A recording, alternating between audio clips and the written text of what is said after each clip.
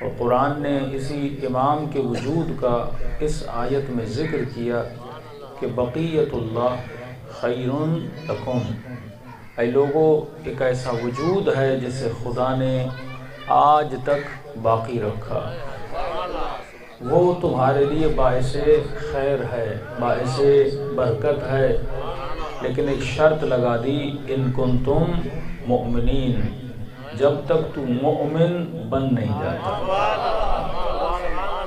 تو وہ رسول کا وجود ہو یا علی کا وجود ہو یا اولاد علی کا وجود ہو، وہ تب تک فائدہ نہیں دیتا جب تک بندہ مومن نہ بن جائے۔ بات اسلام کی نہیں ہے، بات ایمان کی ہے۔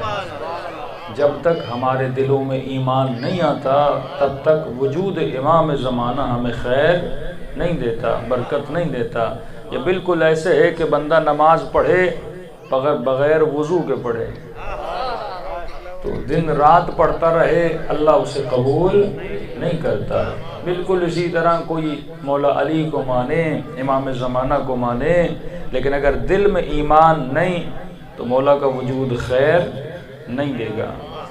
اب آپ کہیں گے یہ ایمان کیا ہے؟ ایمان کسے کہتے ہیں؟ ہمیں پتہ کیسے چلے کہ میرے اندر ایمان ہے کہ نہیں ہے؟ ویسے تو سینکڑوں مسلمان ہیں جنہوں نے محمد رسول اللہ کا، اور ہزاروں ایسے شیعہ ہیں جنہوں نے علی ولی اللہ کہا، لیکن مجھے پتہ کیسے چلے؟ عام طور پہ تو ہم یہ بولتے ہیں کہ یہ مسلمان بھائی ہے، یہ مومن بھائی ہے۔ مسلمان بھائی جس نے رسول اللہ کا کلمہ پڑھا، مومن بھائی جس نے علی ولی اللہ کا کلمہ پڑھا۔ عام طور پہ تو یہ بتایا جاتا ہے، لیکن ایمان کی کوئی نشانی تو ہو نا۔ اسلام اس ڈگری کا نام نہیں جو بندہ لے کے رکھے اور دنیا بولے یہ پڑھا لکھا ہے۔ ہمارے یہاں تو نقل پاس والے بھی تو بہت ہیں نا، میٹرک بھی کیا ہوا ہے، انٹر بھی کیا ہوا ہے، لیکن بندے کو لکھنا ہی نہیں آتا۔ تو ایسے میٹرک اور انٹر کا فائدہ کیا؟ اس سے جھوٹی موٹی چلو نوکری مل جائے گی، لیکن تیرے علم میں اضافہ نہیں ہوگا۔ تو وہاں تو ایمان کو دیکھا جاتا ہے نا۔ تو ایمان کا پتہ کیسے لگے کہ میں نے لا الہ الا اللہ کہا، محمد رسول اللہ کہا، واقعاً میں ایمان کی منزل پہ ہوں، اور اگر ہوں تو امام زمانہ مجھے خیر دیں گے، اگر نہیں ہوں کتنا بھی مولا کا نام لیتا رہوں مجھے خیر ملنے والا نہیں ہے۔ ایمان کی ایک نشانی، کیونکہ بہت بڑی بحث ہے ایمان کی، لیکن ایک نشانی چھوٹی سی ایمان کی یہ ہے، کہتے ہیں اس کے دل میں ایمان ہوتا ہے جس کے دل میں یقین ہوتا ہے، جو منزل یقین پر ہو۔ تو آپ سب کہیں گے ہمیں تو یقین ہے، مثلاً آپ سب سے پوچھوں خدا ہے اللہ؟ ہاں ہے، لیکن یقین ہے؟ بات یقین کی ہے نا۔ دو لفظ ذہن میں رکھیے، کسی چیز کا علم ہونا اور ہے، کسی چیز کا یقین ہونا اور ہے۔ کہتے ہیں نا علم الیقین، حق الیقین، عین الیقین۔ مثال کے طور پہ آپ کو کسی نے کہا کہ پڑوسی کے گھر میں آگ لگی ہے، آپ کے پاس آگ کا علم آیا، جو خبر لے کر آیا بندہ بھی سچا ہے، آپ کا بیٹا ہے، آپ کا بھائی ہے، آپ کی بیوی ہے، اس نے کہا بھائی پڑوسی کے گھر میں آگ لگ گئی یا پڑوسی کا انتقال ہو گیا، آپ کے پاس علم آیا، بندے پر بھی یقین ہے۔ بالکل اسی طرح مولا علی نے کہا کوئی خدا ہے، نبی نے کہا خدا ہے، اور ہمیں پتا ہے جو خبر دے رہا ہے بندہ بھی سچا ہے، اس نے زندگی میں کبھی جھوٹ نہیں بولا۔ تو علم آیا ہمیں کہ خدا ہے، لیکن ابھی تک یقین نہیں آیا۔ جس طرح بتایا گیا کہ پڑوس کے گھر میں آگ لگی ہے، آپ کے پاس علم آیا، اسے کہتے ہیں علم الیقین، یقین کا علم آیا۔ دوسری منزل ہے عین الیقین، اب اس نے بتایا آگ لگی ہے، آپ خود جاتے ہو آگ کو اپنی آنکھوں سے دیکھتے ہو. اب جس نے دیکھا اور جس نے نہیں دیکھا دونوں کے ایمان میں فرق ہے کہ نہیں ہے؟ ایک تک خبر پہنچی کہ آگ لگی، دوسرے نے سنا بھی اور آنکھوں سے دیکھا بھی. اس کی منزلت اور بلند ہے، یہ عین الیقین پر ہے. تیسری منزلت ہے حق الیقین. حق الیقین کی منزل پر وہ ہے جو آگ کے اندر جل رہا ہے، جو آگ کی گرمی کو بھی محسوس کر رہا ہے. ہم کو علم ہے کہ خدا ہے. علی منزل حق الیقین پر ہیں کہ علی اس خدا کو مانتا ہی نہیں جسے علی نے دیکھا نہ ہو. اب سوال ہے، ہم میں سے کسی نے دیکھا ہے کہ اللہ نظر آتا ہے؟ پھر مولا کیوں کہہ رہے ہیں علی اس خدا کو مانتا ہی نہیں جس کو علی نے دیکھا نہ ہو؟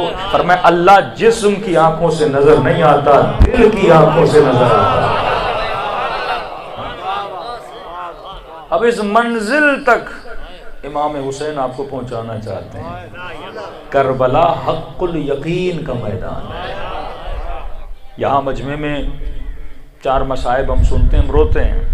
اے کاش ہم کربلا میں ہوتے، اپنی جان کو قربان کرتے تو ابھی تک ہم علم کی منزل پر ہیں. لیکن سوال یہ، سچ مچ تو کربلا ہوتا کیا اپنے بچے قربان کرتا؟ کیا اپنی جان کو قربان کرتا؟ کیا تیروں کو کھاتا؟ اس وقت تو عالم اور تھا نا. 3 دن کی پیاس، 3 دن کی بھوک، ہر شے لٹانی تھی. تو یہ کہنا آسان ہے لیکن منزل حق الیقین پہ آنا بڑا مشکل ہے. ایک اور مثال دوں تاکہ آپ کو پتہ چل جائے. ہم سب کہتے ہیں خدا ہے، لیکن کیا حق الیقین بھی ہے کہ نہیں؟ موضوع فرماتے ہیں جسے یقین ہو جائے نا خدا ہے وہ کبھی اللہ کی نافرمانی نہ کرے. جب جب یہ خطا کرتا ہے، علی کی مخالفت کرتا ہے، خدا کی مخالفت کرتا ہے، یہ اپنے عمل سے بتاتا ہے کہ مجھے یقین نہیں ہے کہ کوئی دیکھ رہا ہے. غفلت کیوں آتی ہے بندے کو کہ 5 منٹ کے لیے بھول جاتا ہے کوئی خدا ہے، کیونکہ یہ حق الیقین کی منزل پر نہیں ہے. اب جو آگ کو دیکھ رہا ہے وہ کہے گا شاید آگ نہ جلائے، لیکن جو جل رہا ہے وہ تو لمحہ لمحہ اس آگ کی گرمی کو کیا کر رہا ہے؟ محسوس کر رہا ہے. ایسی مثال دوں تاکہ آپ کے ذہنوں میں بیٹھ جائے کہ یقین کی منزل کیا ہوتی ہے. قرآن کی آیت ہے کہ اولیاء اللہ، جو اللہ کے اولیاء ہیں، لا خوف علیہم ولا ہم یحزنون. اللہ ان کو ایک چیز دیتا ہے، جب تو مقام یقین پہ آتا ہے تو اللہ سب سے پہلا کام یہ کرتا ہے تیرے اندر سے ڈر کو ختم کر دیتا ہے. پھر ڈر جب ختم ہوا، لا خوف علیہم ولا ہم یحزنون، جب ڈر ختم کر دیتا ہے تو پھر تیرے اندر سے غم بھی ختم ہو جاتا ہے. کبھی سوچا کہ ہم غمگین کیوں ہوتے ہیں؟ ڈر کی وجہ سے. اگر ڈر نہ ہو تو بندہ غمگین نہ ہو. بیٹے کے مرنے کا ڈر، بندہ غمگین. باپ کے مرنے کا ڈر، بندہ غمگین. سیلاب آ گیا، فصلوں کے جلنے کا ڈر، بندہ غمگین. گھروں کے گرنے کا ڈر، بندہ غمگین. بیماری کا ڈر، بندہ غمگین. موت کا ڈر، بندہ غمگین ہو جاتا ہے. اب تصور کریں یہ سارے ڈر ختم ہو جائیں تو غم رہے ہی نہ. بندہ سکون کی وادی میں آ جائے، رضا برضا کی منزل پہ آ جائے. ہم کیوں خوف زدہ ہوتے ہیں؟ کیونکہ ہم ڈرتے ہیں، اور جب ڈرتے ہیں تو اندر میں کیا آ جاتا ہے؟ غم آ جاتا ہے. کہ اگر یقین کی منزل پر آ جاؤ، اگر مقام یقین پہ آ جاؤ تو خدا تیرا ڈر بھی ختم کر دیتا ہے، خدا تیرے غم بھی اٹھا لیتا ہے. اب دنیا کہاں جا رہی ہے، کیا کر رہی ہے، تیرے اوپر فرق نہیں پڑتا، کیونکہ تو حق الیقین کی منزل پہ فائز ہو چکا ہے. ایک مثال دوں تاکہ سمجھ میں آ جائے. دیکھیے آپ سب کہتے ہیں کہ اللہ ہے، لیکن آپ کو یقین ہے کہ نہیں ابھی ثابت ہو جائے گا. ایک سوال ہے کہ جو بندہ مر جائے مردہ جس کا لاش زمین پہ پڑا ہو، کیا مردہ کسی کو نقصان دے سکتا ہے؟ سب بولیے تو پتہ چلے، کیا مردہ کسی کو نقصان دے سکتا ہے؟ آپ کو پتہ ہے نقصان دیتا تو خود کو پہلے بچاتا۔ اس بیچارے کو اٹھا کے مٹی کے منوں کے نیچے ڈالتے ہیں، کچھ بھی نہیں بولتا۔ اگر یہ اٹھ سکتا، اگر یہ بول سکتا، اگر یہ لڑ سکتا، اگر یہ نقصان دے سکتا تو سب سے پہلے بندہ کس کو بچاتا ہے؟ خود کو بچاتا ہے۔ آپ نے کہا مردہ نقصان نہیں دیتا، اب سوال یہ ہے یہ آپ کا علم ہے یا یقین ہے؟ ہاں کہہ رہے ہیں یقین ہے، ماشاءاللہ۔ اگر اس گاؤں میں کسی مومن کا انتقال ہو جائے، اس کو ایک بند کمرے میں لاشے کو رکھا جائے اور آپ کو بولا جائے 2-3 دن اس کے ساتھ یہاں رہو، مومن ہے، قرآن پڑھو، مرثیہ پڑھو، حدیث کتاب پڑھو، کتنے لوگ بیٹھیں گے؟ ابھی کا یقین ہے؟ ہاں ابھی کہا یقین ہے کہ مردہ نقصان نہیں دیتا، اس یقین کے باوجود بھی کوئی 2 راتیں مردے کے ساتھ قبرستان میں بھی گزارنے کے لیے تیار نہیں ہے۔ تو ہمیں علم ہے، یقین نہیں ہے۔ بھائی مومن ہے، قبر میں لٹایا ہوا ہے، تو اندر بیٹھ جا تھوڑی دیر، چلو 1 رات بیٹھ جا، بیچارہ اکیلا ہے، تنہا ہے، قرآن پڑھ لے۔ جب تو نے خود کہا کہ مردہ نقصان نہیں دیتا، پھر تو بیٹھنے کے لیے تیار کیوں نہیں؟ کیونکہ ابھی تک تجھے علم ہے کہ نقصان نہیں دیتا، پر دل میں کہیں نہ کہیں شک ہے۔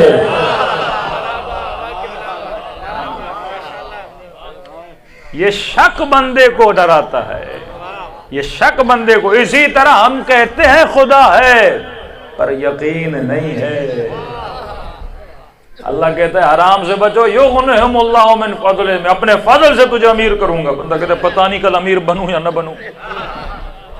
ہاں اللہ کی بات سن کے کل امیر بنوں یا نہ بنوں، لیکن حسین کا یقین دیکھو، سب کچھ لٹ گیا، کہا کہ اللہ نہیں ہے، اتنا ظلم ہوا، کہا کہ اللہ نہیں ہے، بچیوں کو تماچے لگے، حسین نے بولا اگر کوئی خدا ہوتا میری مدد کرتا، نہیں، کہ خدا جو بھی ہو جائے حسین کا تیرے اوپر یقین ہے۔ ابراہیم اللہ کا نبی،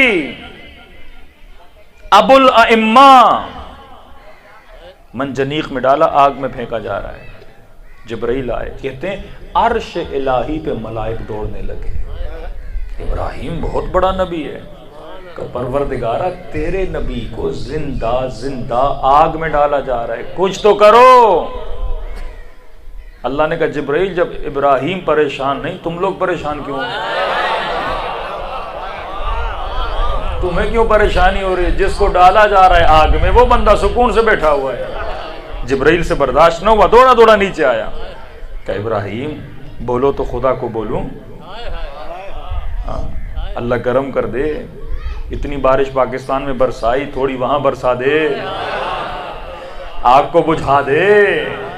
ابراہیم نے کہا جبرائیل تو دیکھ رہا ہے میں آگ میں گر رہا ہوں، کیا میرا خدا نہیں دیکھ رہا؟ اگر اسے بچانا ہوگا بچائے گا، اگر اسے جلانا منظور ہوگا تو میں کون ہوتا ہوں اعتراض کرنے والا، مجھے جلنا منظور ہے۔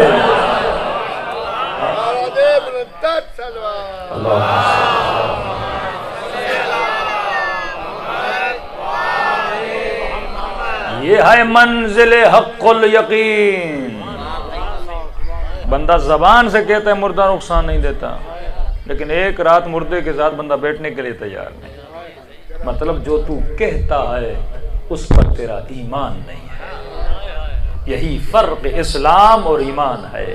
ابو سفیان نے کہا محمد رسول اللہ، ایمان نہیں لایا تھا۔ مولا علی کا خط موجود ہے نہج البلاغہ میں، امام نے کہا تم لوگوں نے تو تب ایمان لایا جب ہم مکے کو فتح کر چکے تھے، فضیلت تو تب تھی جب تب لاتے جب کسی نے لایا نہیں تھا۔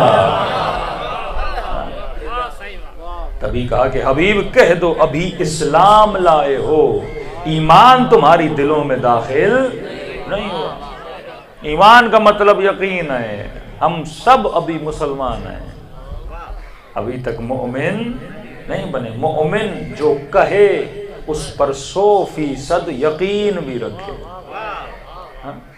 اب اکثر شیعہ ایک دوسرے سے ملتے ہیں، بابا یا علی مدد یا علی مدد، لیکن تجھے یقین بھی ہے کہ علی مدد کرتے ہیں کہ نہیں؟ اگر اہل بیت کی مدد پہ یقین ہوتا تو کبھی حرام خوری نہ کرتا۔ بندے کو یقین نہیں ہے، کہتا ہے جب تک ٹھگی ٹھوڑی نہیں کروں گا تب تک کام نہیں چلے گا۔ مطلب اس کا اللہ پہ یقین نہیں ہے، شیطان پہ بڑا یقین ہے، اس کا دھوکہ دہی پہ بڑا یقین ہے۔ کہتے جب تک یہ نہیں کروں گا۔ گاؤں میں ہوتا ہے نا پھٹی کا موسم جو آتا ہے کپاس کا، تو اس میں لوگ پانی ڈال دیتے ہیں تھوڑا وزن بڑھ جائے۔ مطلب اس کو خالص پہ ایمان نہیں ہے، حرام پہ اس کا بڑا ایمان ہے۔ مولا فرماتے ہیں کہ کنجوس اور سخی کا سال کا حساب کتاب برابر ہوتا ہے۔ بھائی کھائے گھر چلو ویسے 1000 میں بیچے گا، تھوڑا پانی ڈالے گا 1100 ملیں گے۔ یہ نہیں سوچا یہ 100 روپیہ جو اضافی حرام کا آئے گا کل شاید تجھے بیماری ہو جائے تو 300 خرچ کر لے۔ اب اللہ کیوں منع کرتا ہے کہ مثلا ملاوٹ نہ کر؟ اللہ کا کیا فائدہ؟ کہتے ہیں حلال کھاؤ گے فائدہ تیرا ہے۔ جب تو خدا کو اپنا خالق مانتا ہے، جب وہ یہ کہتا ہے کہ 40 ماؤں سے زیادہ میں تجھ سے پیار کرتا ہوں، تو وہ فائدہ ہی سوچے گا نا۔ آپ کا والد آپ کو بولے بیٹا یہ نہ کرنا، وہ کیوں بول رہا ہے؟ آپ کا نقصان یا فائدہ؟ فائدہ۔ کہتے اگر حرام لاؤ گے نقصان میرا نہیں ہے، نقصان تیرا ہے۔ کل ایسی بیماری ہو جائے گی 400 روپے خرچ کرنا پڑے گا۔ حرام کھاؤ گے کہیں گاڑی لگ جائے گی، اس میں خرچہ ہو جائے گا۔ خدا نہ خواستہ بیٹی بیمار ہو جائے گی، اس میں خرچہ ہو جائے گا۔ اور بدترین مصیبت یہ کہ مولا فرماتے جس شکم میں حرام کا لقمہ جاتا ہے اس دل میں پھر حسین کا عشق نہیں آ سکتا۔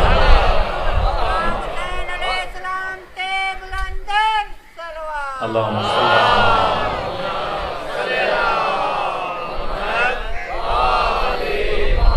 یہ تمیز ہمارے بچوں میں ہونی چاہیے کہ فرق حیوان اور انسان کیا ہے۔ بھائی آپ کے گھر میں بھینسیں تو ہوں گی، بکریاں ہوں گی۔ اب بھینس کو جب بھوک لگتی ہے نا، جب تک بندھی رہے گی تو جہاں گھاس دو گے وہاں کھائے گی، لیکن جیسے اس کا رسہ کھولا تو بھینس کو یہ تمیز نہیں ہے کہ اپنے مالک کی زمین سے کھا رہی ہوں یا غیر کی کھیت میں جا رہی ہوں، کیونکہ وہ بھینس ہے تو اس میں تمیز نہیں۔ اب اللہ کہتا ہے تو ثابت کر اپنے عمل سے کہ تو بھینس ہے یا انسان ہے۔ انسان اور بھینس میں فرق یہ ہے کہ انسان دیکھ کے کھاتا ہے، اپنا کھا رہا ہے یا غیر کا کھا رہا ہے۔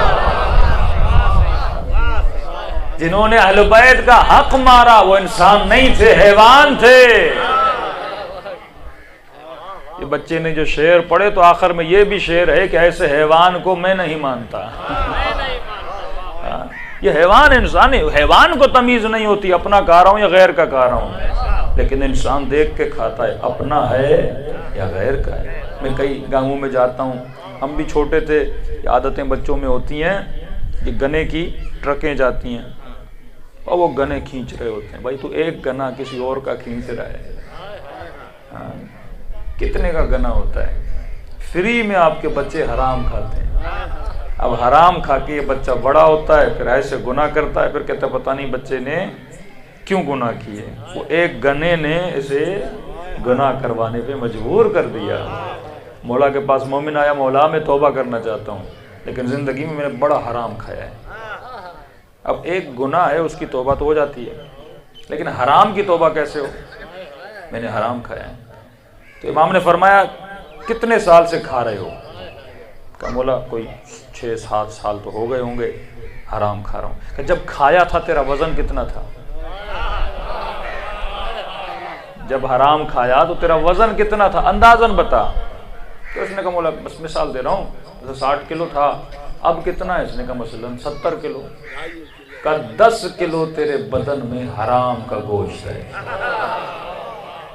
اب توبہ یہ ہے کہ اتنے روزے رکھ تاکہ حرام گوشت گل جائے، کیونکہ بدن میں حرام کی ایک بوٹی بھی آئے نا، مصلی پہ جاؤ گے وہ عبادت قبول۔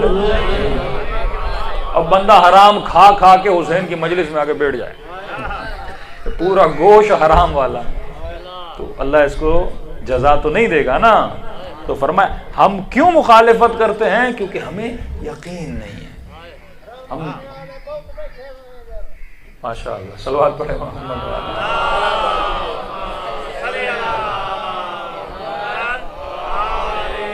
ہم کیونکہ ہم مقام یقین پر نہیں ہیں۔ اب یہ تو پتا چل گیا، اب جیسے میں یقین کی منزل پر آؤں گا میں کربلائی بن جاؤں گا۔ اب سوال ہے ہم یقین کی منزل پہ کیسے آئیں؟ میں نے کہا آپ کو بولا جائے ایک رات قبرستان میں گزارو، آپ کو علم ہے مردہ نقصان نہیں دیتا، لیکن آپ بیٹھو گے نہیں کیونکہ آپ کو یقین نہیں ہے۔ اپنا بیٹا باپ کی قبر میں نہیں بیٹھتا، یہ بولتا رہا بابا پہ جان بھی قربان، مان بھی قربان، سب کچھ قربان، وہ نہیں بیٹھتا۔ پوری زندگی جس بیوی کے ساتھ گزاری، ایک رات بیٹھ جا، کمرے میں بھی تو اس کے ساتھ اکیلا ہی رہتا تھا، تیرا قبر میں بھی اکیلا بیٹھ جا بیچاری کے ساتھ، نہیں نہیں یہاں نہیں بیٹھوں گا، اس کے لیے پھر دوسری لے کر آئے گا۔ اس بیچاری کو مٹی کے منوں کے نیچے ڈال کے فوراً نکل جاتے ہیں۔ کیوں؟ کیونکہ کہتے ہیں مردہ نقصان نہیں دیتا، پر مقام یقین نہیں ہے۔ اب یقین کیسے پیدا کروں؟ یہ بھی فارمولہ مولا علی بتاتے ہیں، یہ فارمولہ قرآن بتاتا ہے۔